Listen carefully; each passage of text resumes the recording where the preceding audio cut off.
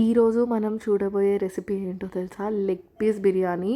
Hotel కన్నా అసలు 100 times the best leg piece biryani ever అనమాట. ఈ సీక్రెట్ రెసిపీని మీతో ఇప్పుడు షేర్ చేసుకుంటాను. అంతకన్నా ముందు ఈ ఛానల్ని సబ్స్క్రైబ్ చేసుకోవడం మాత్రం మర్చిపోకండి. Let's get started.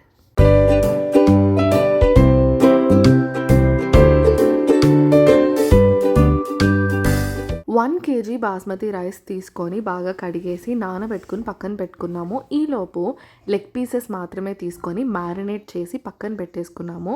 సో మ్యారినేషన్లో ఏం వేసామంటే 1 స్పూను ఉప్పు, కారం, పసుపు, అల్లం వెల్లుల్లి పేస్ట్, 2 స్పూన్స్ పెరుగు వేసి బాగా మ్యారినేట్ చేసేసి పక్కన పెట్టేసుకున్నాము.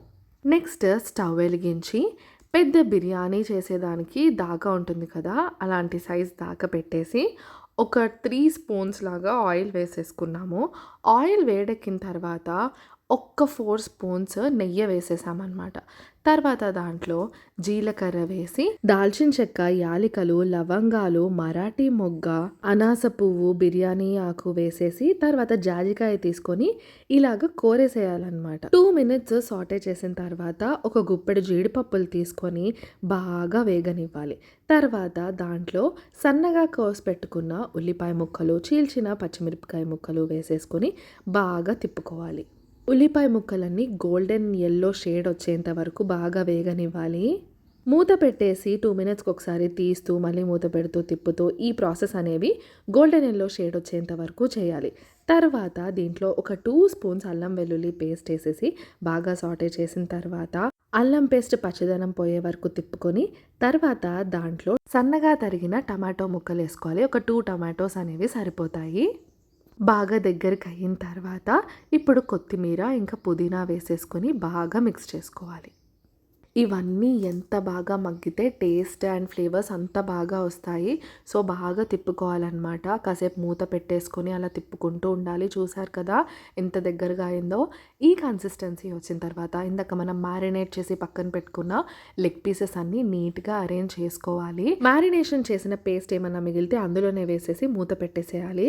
ఈ ముక్కలు అనేవి బాగా మగ్గాలి. మెల్లమెల్లగా తీసి అన్ని సైడ్స్ రొటేట్ చేస్తూ మళ్ళీ మూత పెట్టి తిప్పుతూ ఇలా ఈ ప్రాసెస్ ముక్క అనేది మెత్తగా నీట్గా వేగే వరకు చేస్తూనే ఉండాలన్నమాట. ఒక 15-20 మినిట్స్ అనేది ఈ ప్రాసెస్ అనేది రిపీట్ చేయాలి.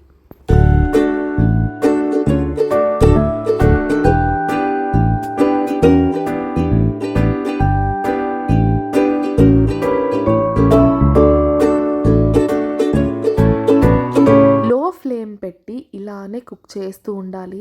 చాలా టైమే పడుతుంది. ఒక 1/2 అవర్ అలా పడుతుందండి. ఓపికగా మెల్లగా ఒక్కొక్క ముక్క తిప్పుకుంటూ ఒక్కొక్క సైడ్ చేంజ్ చేసుకుంటూ ఇలా మూత తీస్తూ పెడుతూ ఈ ప్రాసెస్ అనేది రిపీట్ చేసిన తర్వాత మనకి బాగా ముక్కలు అనేవి మగ్గిపోయాయి అని అనిపించినప్పుడు ఒక 4 గ్లాసెస్ వాటర్ వేయాలన్నమాట. అన్నీ కలిసేలాగా బాగా తిప్పాలి. ఒక 1 స్పూన్ ఉప్పు వేసేసి మంచిగా తిప్పేసేసి మూత పెట్టేసి బాగా మగ్గనివ్వాలి. మధ్య మధ్యలో తీసి ముక్క మెత్తదనాన్ని చెక్ చేసి వన్స్ ముక్క మెత్తబడిన తర్వాత ఫ్లేవర్ అనేది మనకు తెలుస్తూ ఉంటుంది. ముక్క మెత్తగా అయిన తర్వాత మనం ఇందాక నానబెట్టుకున్న బాస్మతి బియ్యం ఉంది కదా, అది కొంచెం కొంచెంగా తీసుకొని వేసేసుకోవాలి.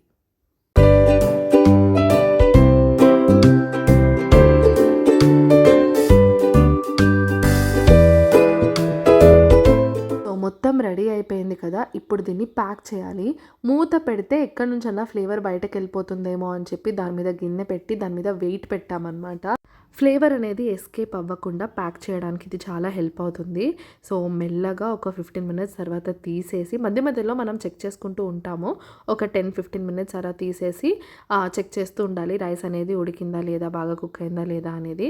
ఫైనల్గా రైస్ అనేది బాగా కుక్ అయిపోయిందండి. లెగ్ పీసెస్ అన్నీ ముక్క విడకుండా నీట్గా మెల్లగా తిప్పుకోవాలన్నమాట. బాగా కింద నుంచి ఒకసారి తిప్పేసి మళ్ళీ మూత పెట్టేసి తీసేస్తే అస్సలు బిర్యానీ వచ్చిందండి.